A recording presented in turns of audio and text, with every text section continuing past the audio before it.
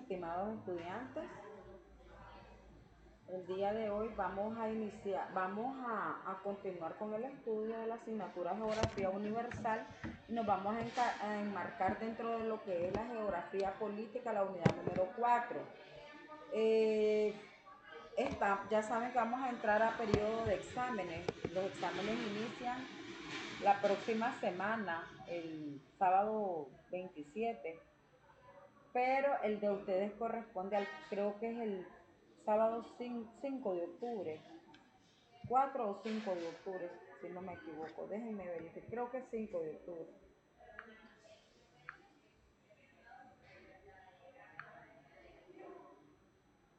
El 5 de octubre, entonces el examen sería un examen trabajo, por lo que va a ser la modalidad de ese día va a ser virtual. Entonces, si ustedes pueden observar el aula virtual de la clase,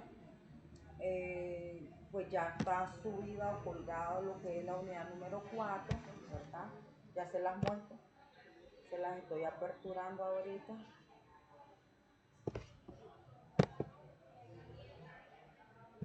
Esperen un momento.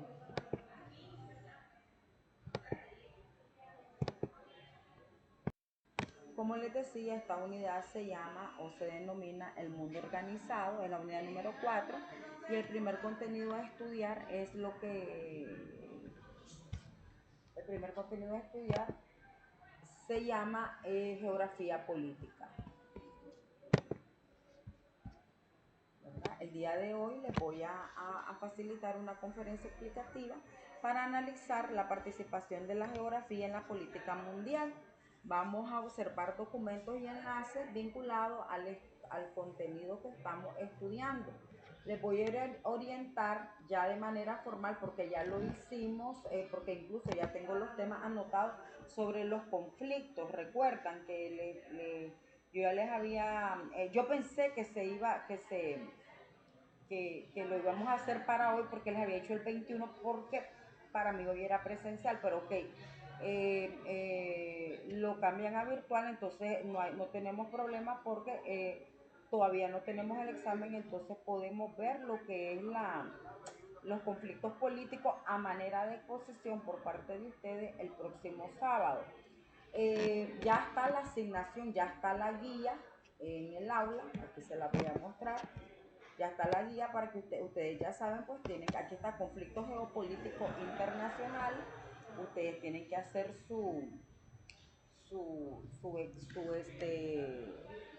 informe escrito y su presentación en PowerPoint o cualquier aplicación, Canva o cualquier aplicación que sea de su preferencia, para que ustedes lo suban el informe escrito al aula virtual, y igual la presentación, y la expongan ante el plenario el próximo sábado. Ya cada quien tiene su tema, incluso hubieron allí cambiaron a lo interno de tema, por mí no hay problema. Lo importante es que cada quien presente su conflicto geopolítico, ¿verdad? Que tenga connotación mundial. Y bueno, para comprender sobre la temática, que porque nosotros nos estamos enmarcando en el estudio de la geografía, ya, vamos a analizar el concepto. Aquí estoy abriendo el enlace de lo que es el concepto de geografía política. Ya tienen una tarea asignada también de 20 puntos. Otra tarea me quedarían pendiente 10. Sí, algo que estoy notando, muchachos, no sé por qué se está dando, que hay muchas personas que están pendientes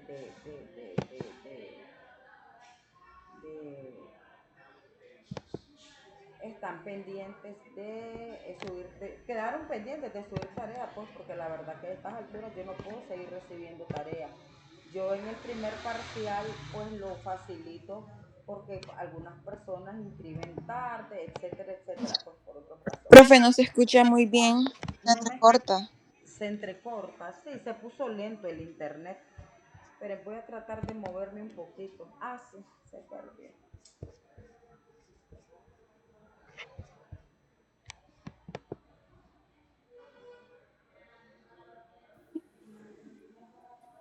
Su audio se está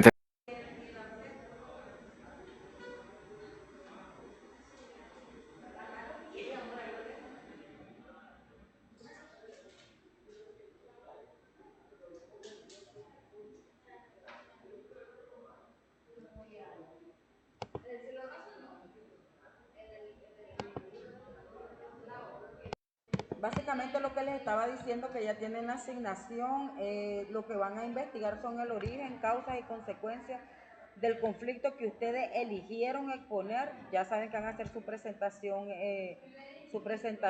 y bueno, y vamos a iniciar estudiando lo que es el concepto de geografía política.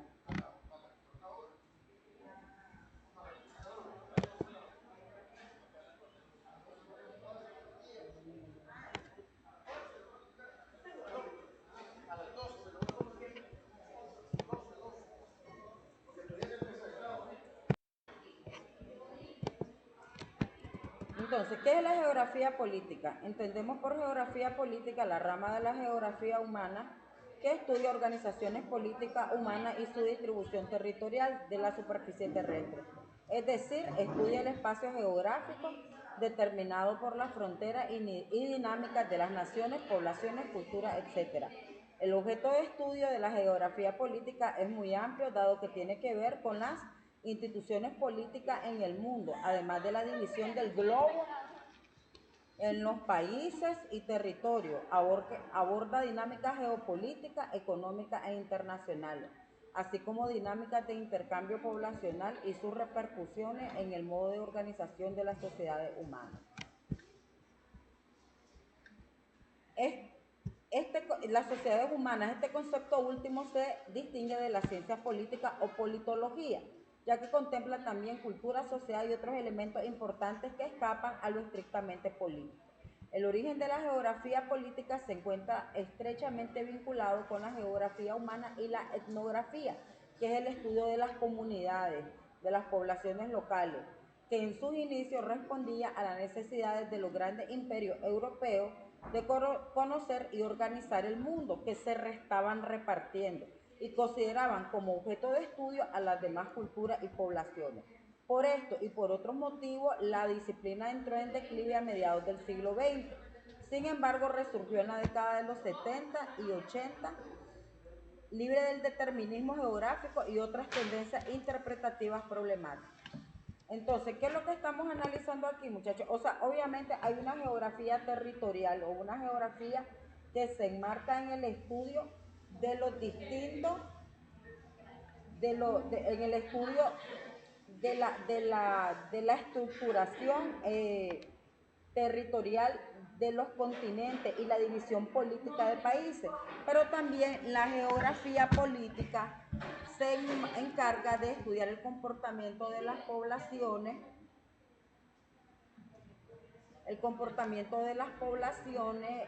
la cultura local, y de ello ustedes van a entender y van a comprender que con el estudio de los conflictos que se han estado suscitando, por ejemplo, en el siglo pasado y en este siglo, tienen mucho origen en la religión, tienen mucho origen en la cultura, en la forma de pensar y en las costumbres de las poblaciones que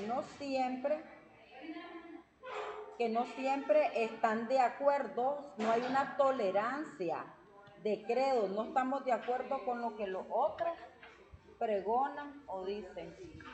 Sí.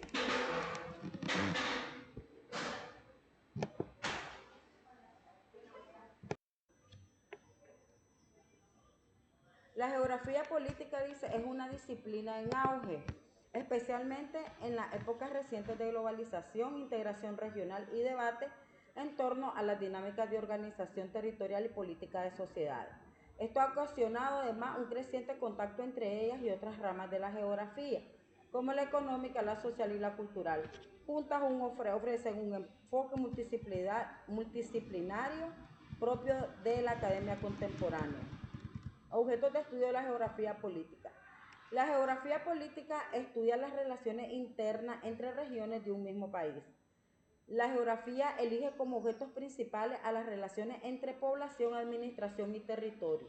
de acuerdo a 3 niveles de estudios que permiten estructurar el análisis. A partir del Estado como organizador base de las fuerzas políticas en conflicto y principal administrador del territorio. Las relaciones internacionales, para que vean que se relaciona, valga la redundancia, con su carrera y con su profesión, que abarca las dinámicas geopolíticas, geoeconómicas y geoestratégicas expresadas por los estados. Lo regional, lo provincial o lo comarcal, que es un nivel interno del estado, su administración interna y su parcelamiento interior. ¿Cuáles son las ciencias auxiliares de la geografía política? La geopolítica posee un campo de estudio amplio que suele cruzarse con disciplinas como la economía, la historia, el derecho, sobre todo el internacional, la sociología, porque analiza el comportamiento de las sociedades o el comportamiento del humano frente a su entorno y frente a las situaciones con las que él converge, la demografía y otras ciencias sociales. Son frecuentes sus contactos con otras ramas de la geografía, como la geografía social, la geografía económica y la geografía física. Geografía política y geopolítica. No debemos de confundir estos dos términos. Ok, yo lo usé ahorita geopolítica por abreviar, pero sí me refería, a la geografía política. La geopolítica estudia luchas internacionales por ejercer el poder en dominio geográfico. Y la geografía política estudia como todo el comportamiento de los territorios entre sí con el mundo, ¿verdad? Porque estamos viendo los conflictos podemos analizar los conflictos entre los países. La geografía política, dice, profundiza la constitución geográfica de los estados. Y en muchos otros elementos, la geopolítica se centra en el poder, el Estado de Derecho, los conflictos territoriales. Por ejemplo, cuando nosotros hablamos de geografía política, yo puedo explicarle, en el caso de Nicaragua, geografía político-administrativa. ¿En qué consiste? Bueno, en caracterizar el país, cómo está compuesto administrativamente a partir del Estado. Tenemos que Nicaragua tiene 153 municipios, tiene 10, ya les voy a decir,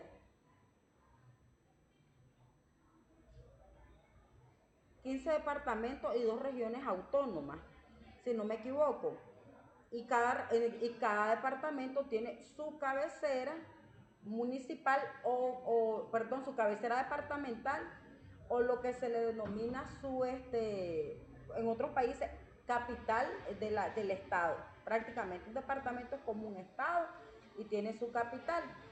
En el caso de Managua, el departamento se llama Managua, el municipio se llama Managua. No necesariamente el municipio más importante, donde están todas las sedes del gobierno, institucionales, la empresa privada, por ejemplo los bancos, los hospitales regionales o departamentales, no necesariamente se tiene que llamar del mismo nombre. Por ejemplo, aquí en Nicaragua tenemos Managua, Managua, Huaco, Huaco, Carazo, la cabecera es Jinotepe.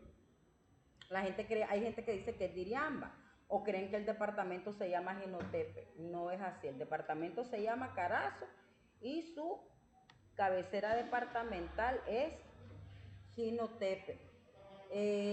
Tenemos Matagalpa, Chontales, el departamento se llama Chontales. ¿Cómo se llama la cabecera de Chontales? Vamos a ver cómo están en geografía nacional. A ver, yo creo que es Jinotega, No, Huigalpa. Huigalpa, de Río San Juan.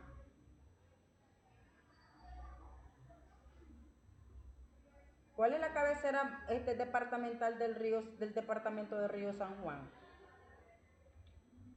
Están aplazados en geografía nacional. Es San Carlos, de León, León, Chinandega, Chinandega, Masaya, Masaya, Granada, Granada, Rivas, Rivas. Tenemos de Jinotega, Jinotega, Estelí es Estelí, Madrid es Somoto y Nueva Segovia, Ocotal. Creo que todas, de ahí la región autónoma bueno, actualmente ya no sabría decirle si es región autónoma del Atlántico Sur o si es del Caribe Sur, porque ustedes saben que se conoció como Atlántico Norte, Atlántico Sur, Celaya Norte, Celaya Sur. Ahora creo que van por Caribe Norte, Caribe Sur, pero del Caribe Norte es Puerto Cabeza y del Caribe Sur es Bluefield, ¿ya? Entonces esa es la constitución político-administrativa de Nicaragua. Igual entonces me llama la atención aquí que en el enlace te dice que los europeos se interesaron por determinar los territorios. ¿Por qué? Porque recordemos que del en 1400, del siglo XV al siglo XIX, los europeos se dedicaron en conquistar tierra y a hacer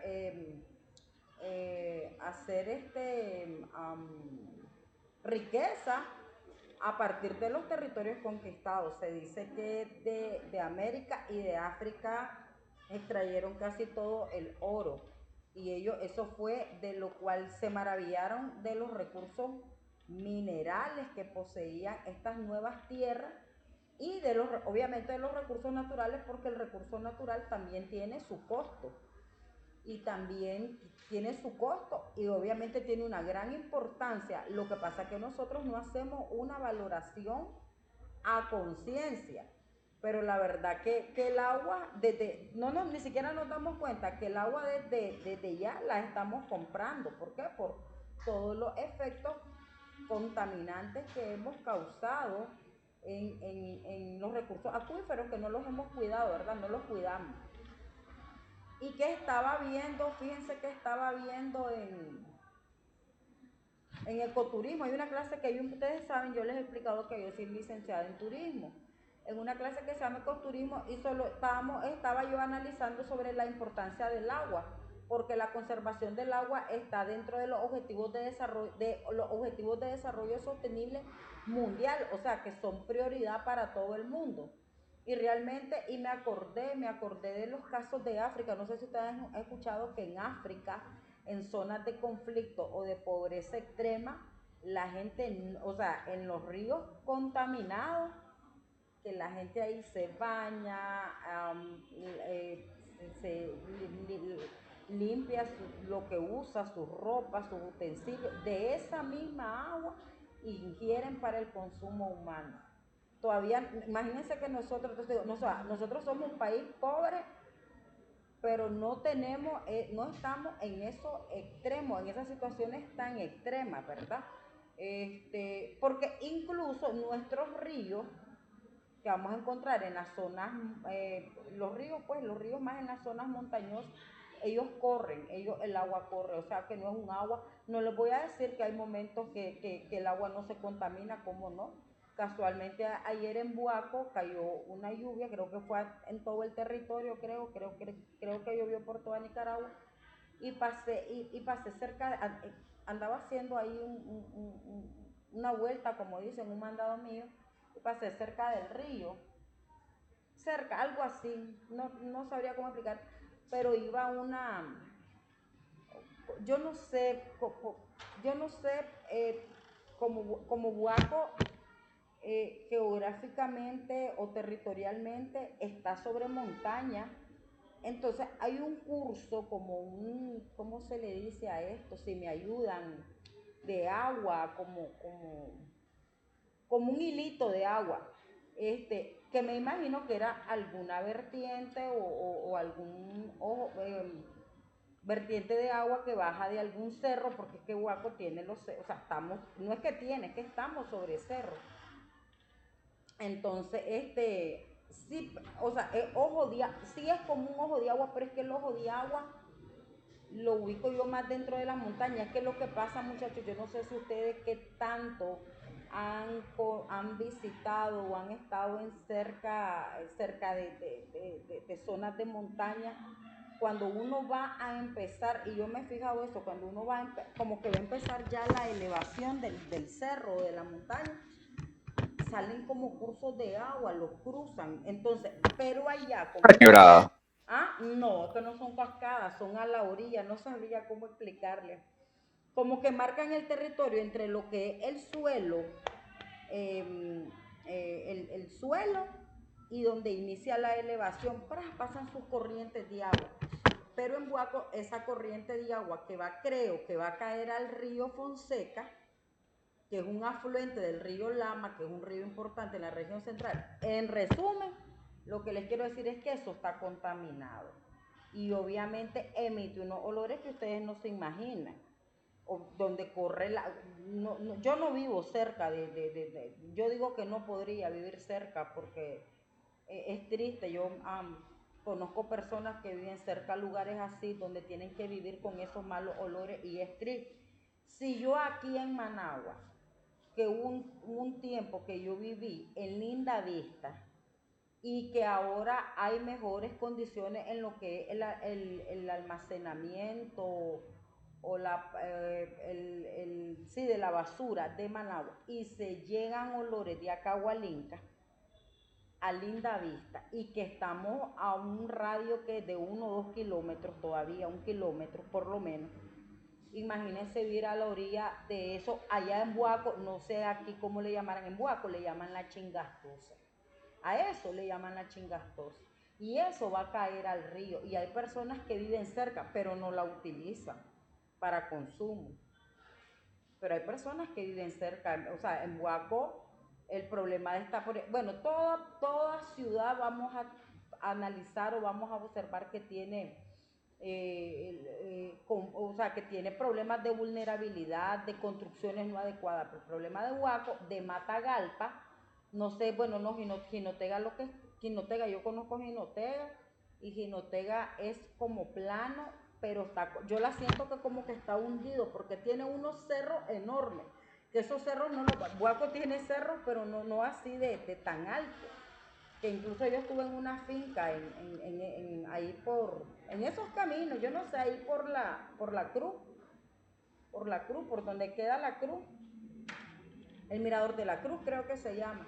Entonces, pero como les digo, o sea, el caso que yo les puedo poner es que aquí en Nicaragua sí hay personas que viven cerca de lugares o con condiciones no adecuadas, pero no consumen el agua. Pero vayan a ver documentales en África, qué triste, o sea, y por eso es que de hecho eso es una de las razones, la pobreza extrema, y de hecho eso es una de las razones por las cuales el SIDA se proliferó en África, porque las personas no tienen como las condiciones de poder separar, de poder cuidar, de poder poner distanciamiento, y no me imagino cómo hicieron ahorita con lo de la pandemia o en zonas de conflicto o de conflicto por guerra, pues que por lo menos nosotros no vivimos en esas condiciones.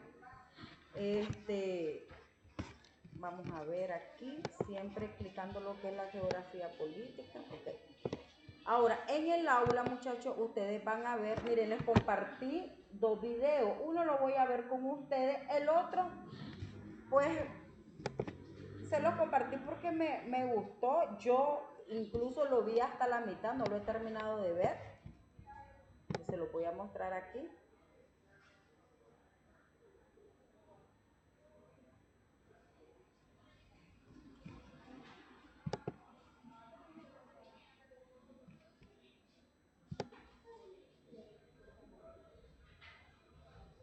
Espérenme.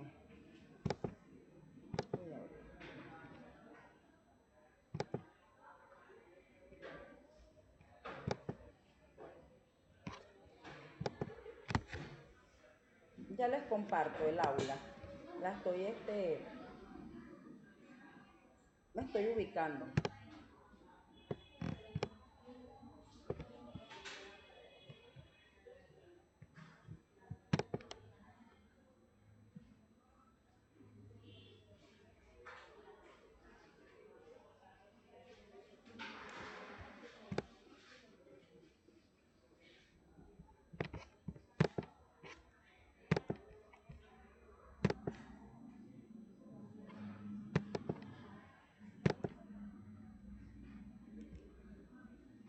Si lo pueden ver, creo que yo.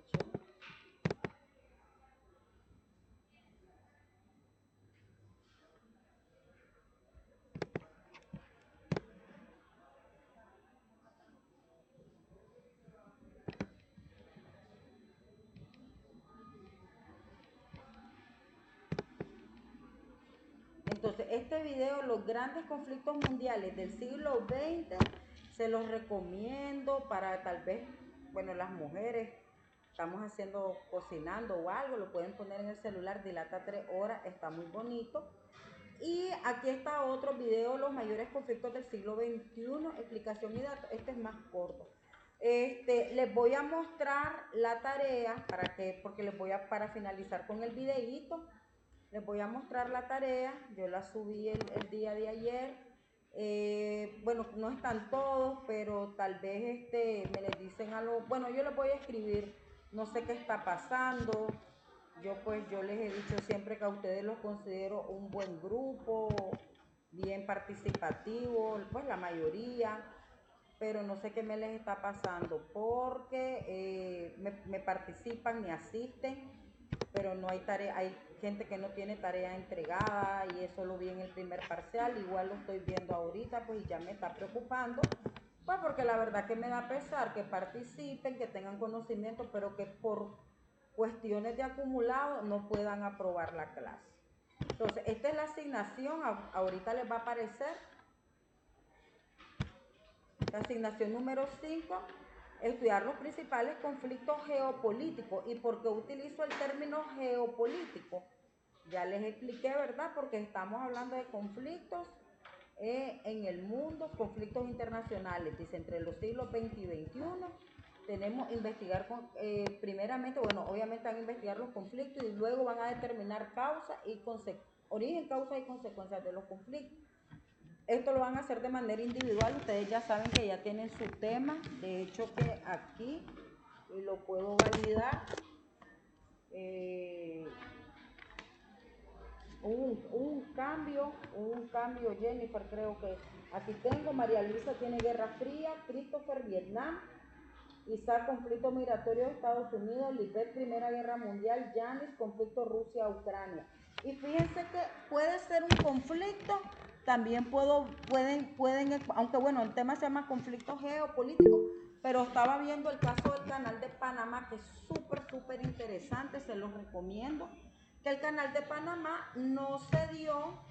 Dígame, Jennifer, me mandó a decir que había cambiado, yo sé que me mandó un mensaje. Sí, profe, no es sobre eso, es que estaba ¿Y cuál es pensando su en tema? Es que que yo lo tengo si, en el no sé WhatsApp. cuáles son los horarios de examen, pero si es la primera y la tercera hora, que no estoy muy segura, su exposición quedaría en medio de exámenes que tenemos nosotros, inglés y historia. Sí, porque es presencial. Sí, la exposición la tienen, sí, o sea, conmigo no tienen examen, entonces por eso nosotros podemos hacer reposición, porque fíjense que yo, pues, ¿saben por qué no les había mandado la guía? Porque yo dije, si me toca examen, perdón, si me toca presencial el día del examen, yo lo iba a aplicar como examen y mandarles otra tarea evaluativa, pero como todavía no me toca, sino que hasta el primer sábado de octubre. Y entonces, pero bueno, lo que les quería compartir siempre dentro de, bueno, que les estaba explicando, recapitulando lo del canal de Panamá, que el canal de Panamá, o sea, no se dio un conflicto en realidad sí a Estados Unidos por interés económico, por interés regional, de todo tipo, tuvieron mucha injerencia, pero no se dio un conflicto. Incluso yo hasta como estaba como que enojada, digo yo, porque si ustedes van a estudiar la historia del canal, le habla como antecedente histórico sobre la Gran Colombia, que Gran Colombia era Colombia, Venezuela y parte de Panamá. Y entonces, y Panamá, y ellos se empiezan a separar, pero Colombia o sea, ya Colombia como tal, ya separado de Venezuela, no dejaba Panamá, y Panamá sí quería separarse. Entonces vino Estados Unidos, como tenía interés en construir el canal, les paga 4 creo, millones de dólares, lo indemniza a Colombia, y prácticamente por no armar un conflicto. Ya, entonces, por ejemplo, el tema del canal de Panamá es muy interesante, muy importante, tiene mucha vinculación con la historia de Nicaragua, porque el canal de Panamá o sea, no fue secundario, siempre existieron las dos ideas. Los primeros que quisieron construir un canal en América fueron los europeos. Entonces siempre existió que podía hacerse entre Panamá y Nicaragua. Pero en Nicaragua no se dio por los conflictos que hemos vivido siempre, por los conflictos internos, por la guerra interna y porque por alguien que expresó que le preocupaba la vulnerabilidad del país por los recursos naturales que poseía, por los volcanes, que era un país muy vulnerable, muy expuesto a esto, a explosiones volcánicas, a terremotos. Por eso no lo construye. Entonces Estados Unidos fija su atención en Panamá. Para el que no tenga tema todavía, o si les pregunta a ustedes, también está ese tema. O sea, que como les digo, no es una guerra en sí, pero sí hubieron ciertos conflictos y sí tuvieron que llegar a acuerdos y a tratados para poder realizar la construcción del canal. Entonces ustedes van igual ya les expliqué, ¿verdad? Más que todo, y me entregar el informe, hacer la presentación, y esto tiene un puntaje de 20 puntos. Si me dicen, profe, pero mire, estamos en periodo evaluativo. Sí, muchachos, pero también yo no puedo asignar una tarea si no hemos abordado el tema de fondo. Yo, por eso les expliqué a ustedes, vayan investigando el tema, pero yo no había abordado la unidad, ¿me entienden? Yo se los aviso con antelación para que ustedes se vayan preparando. Y voy a finalizar la clase con ese videíto que dura como 9 minutos sobre los conflictos en el mundo. Espérenme, ya que es más corto, el otro sí es largo, sobre los conflictos del siglo XXI, principales conflictos. También en esta unidad no vamos a estudiar solo la parte de la geografía política y los conflictos, también vamos a estudiar la distribución de los continentes por países y territorios, obviamente de una manera general, pero sí lo vamos a contemplar para que lo sepan. Y sobre algo de ahí les quiero preparar el trabajo, porque yo al ser el examen virtual, en modalidad virtual, lo que mando es un trabajo examen. Porque yo por lo menos pues no le veo subir preguntas que ustedes van a buscar en internet. Ayer estaba revisando tareas y estaba hasta decepcionada porque ya no están ni investigando, y ahora con la inteligencia virtual se están yendo. Yo conozco el chat, pero me imagino que hay otras aplicaciones para hacer investigaciones, porque de viaje, no de los trabajos de ustedes, de otros trabajos que estaba viendo.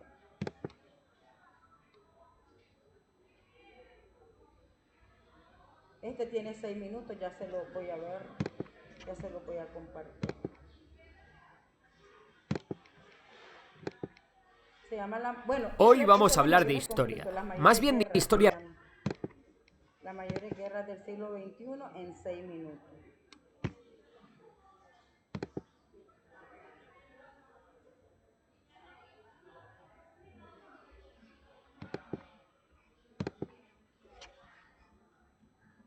Lo estoy compartiendo.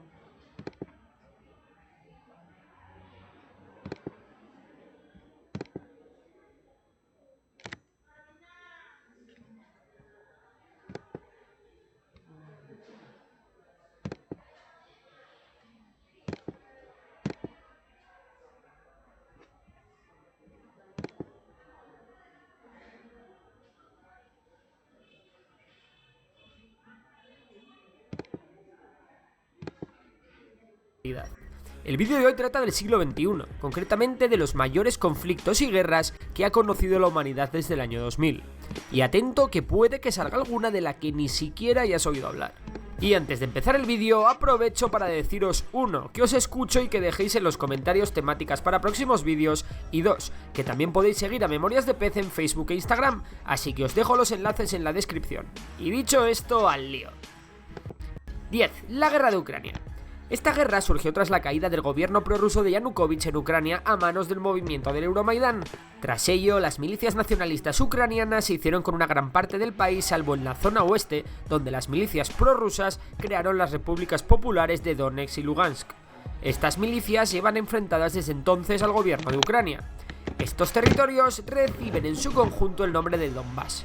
No es muy clara la cifra de víctimas que ha causado este conflicto, pero sí se estima que el número podría rondar los 10.000 muertos. 9. El conflicto de Kivu. La guerra de Kivu es un conflicto en el este de la República Popular del Congo entre las fuerzas armadas de este país y las fuerzas rebeldes que operan en la zona. También se han involucrado en este conflicto las Fuerzas Democráticas para la Liberación de Ruanda, en francés FDLR, y las Naciones Unidas intentan poner paz en la zona. ¿La razón del conflicto? Pues el control de los minerales raros de la zona y una guerra étnica entre tutsis y los hutus. Los muertos de este conflicto desde 2004 se calculan en más de 13.000. 8. Guerra de Yemen. Un conflicto que comenzó en 2015 y que ahora está más activo que nunca.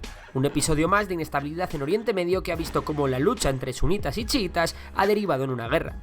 Por supuesto, Al-Qaeda y Daesh han visto su oportunidad para pescar en río revuelto y hacerse fuertes en algunas zonas del país. La coalición internacional liderada por Arabia Saudí de momento ha fracasado en acabar con la resistencia hutí apoyada por Irán. El conflicto se ha cobrado por lo menos la vida de 20.000 personas. 7. La guerra contra Boko Haram. Se llama Boko Haram a un grupo yihadista que juró lealtad al Daesh autonombrándose como Estado Islámico del África Occidental. El grupo se ha hecho fuerte sobre todo en el noroeste de Nigeria y desde ahí opera sembrando el caos en el país. El gobierno de Nigeria ha movilizado a su ejército y otros países de la zona como Camerún, Chad, Níger, Mali o Benín les han prestado ayuda. Se estiman en 30.000 las víctimas mortales de este conflicto desde 2009. 6. La guerra de Waziristán. La guerra en el noroeste de Pakistán es un conflicto armado entre las Fuerzas Armadas de Pakistán y los grupos armados religiosos, milicias locales y elementos de la delincuencia organizada apoyados por los grupos yihadistas. La guerra recibe este nombre porque su epicentro se encuentra en la provincia de Waziristán y se ha cobrado la vida de al menos 34.000 personas. 5. La guerra entre Etiopía y Eritrea. Nos vamos a un conflicto fronterizo. Tras la independencia de Eritrea en 1993, todo parecía ir bien. Los lazos sociales y comerciales entre ambos países eran bastante profundos, hasta que ambos empezaron a discutir por ciertos territorios fronterizos. Estas discusiones derivaron en una guerra que finalizó en el año 2000. Hasta entonces, los cálculos de víctimas mortales son de entre 50.000 y 300.000, siendo una cifra cercana a las 100.000 la cantidad que más consenso ha generado. 4. La guerra de Afganistán. Este conflicto tiene sus orígenes en el 11S. Como respuesta al atentado, Estados Unidos inició una campaña de bombardeos en el país afgano, donde tenía su base de operaciones Al-Qaeda. También se inició una campaña para deponer al régimen talibán, cosa que se consiguió. Sin embargo, los talibanes han vuelto con fuerza y disputan abiertamente el control de amplias zonas del país en una guerra que aún parece estar lejos de acabar. El conflicto se ha cobrado ya la vida de entre 150.000 y 200.000 personas, una gran parte de ellos civiles. 3. La guerra contra el narco. La guerra contra el narco en México comenzó en 2006 y enfrenta al gobierno mexicano contra algunos de los cárteles de la droga más poderosos del mundo. Es una guerra que aún hoy en día se sigue librando en México y cuyo fin no parece estar cerca. El número total de asesinatos en México sigue creciendo a día de hoy hasta sobrepasar los 30.000 muertos en 2019 y sumar casi 275.000 desde 2006. 2. La guerra de Irak. La invasión estadounidense de Irak en 2004 para derrocar a Saddam Hussein provocó una inestabilidad que ha llegado hasta nuestros días fruto de gobiernos muy débiles incapaces de controlar su propio país. La invasión estadounidense derivó en una gran violencia sectaria entre chiitas, sunitas, kurdos y demás minorías étnicas o religiosas. La salida de las tropas de Estados Unidos del país provocó un repunte en la violencia que derivó en la expansión del Daesh o Estado Islámico, que llegó a tomar Mosul, la segunda ciudad del país. La derrota del Estado Islámico ha calmado los ánimos, pero la violencia aún no ha desaparecido del país. Las víctimas de este conflicto se cifran entre 250 y 300.000. Y llegamos a la peor guerra del siglo XXI, la Guerra Civil de Siria. La Guerra Civil de Siria es un conflicto que en sus comienzos se enfrentaba al régimen de Bashar al-Assad y a los rebeldes opositores. Sin embargo, con el paso del tiempo han surgido más actores en el conflicto, como el Estado Islámico, ya prácticamente derrotado y que llegó a controlar un tercio del país, o las fuerzas kurdas, que controlan las fuerzas democráticas sirias y que están apoyadas por Estados Unidos. Al-Qaeda, que se ha hecho fuerte en las zonas rebeldes, es otro de estos actores. También Turquía, que apoya a las fuerzas rebeldes, e incluso Rusia y Irán, que han sido los encargados de garantizar la supervivencia del dictador al-Assad. Tras 9 años de guerra, el conflicto ha dejado ya cerca de 400.000 muertos. Eso sí, todo indica a que la guerra está a punto de terminar. Y esto es todo. Si te ha gustado el vídeo, ya sabes que puedes suscribirte a Memorias de Pez, darle a like, compartirlo y seguir a Memorias de Pez en Facebook e Instagram. Un saludo a todos y hasta la próxima.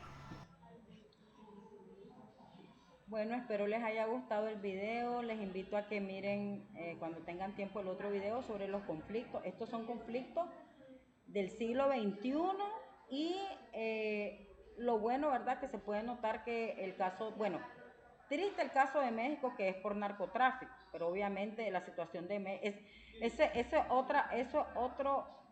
otro tema sobre conflictos internos, aunque el narcotráfico se cataloga como un delito que traspasa fronteras, ¿verdad? Obviamente por la red de narcotraficantes que existen entre los países. Y bueno, México tiene su puesto ahí por la guerra o la situación contra el narcotráfico, pero como pueden ver casi todos o prácticamente todos los conflictos son en Asia, en fronteras con Europa y África. Gracias